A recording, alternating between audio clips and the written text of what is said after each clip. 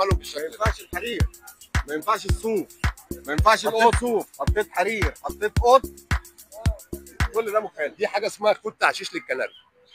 تمام، ده من اهم المنتجات اللي اي مربي كناري بيستخدمها.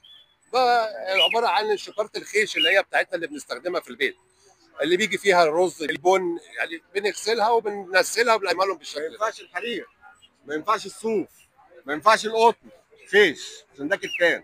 ده بيتعامل مع البيض وبيديله رطوبه وبيديله حراره وبيحافظ على التدفئه في العيش. حطيت صوف، حطيت حرير، حطيت قطن، كل ده مخالف. افضل منتج لخيوط التعشيش هو الخيش، يعني هو خيوط الخيش ده افضل منتج لخيوط التعشيش. تمام. في حاجات كتير موجوده، يعني في كتان اللي هو بيسموه كتان الفايبر، بيبقى لونه فاتح كده. تمام، ده مختلف شويه، بس احنا دايما بنفضل النوعيه دي.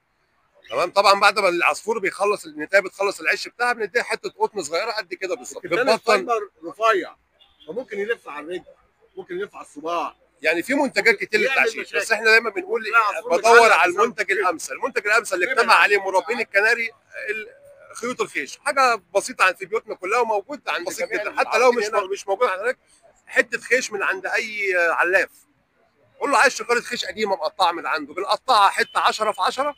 تمام، وبننسلها. اول النتايه بتاخد مربع او مربع ونص بالكتير قوي، ما بيزيدش عن كده.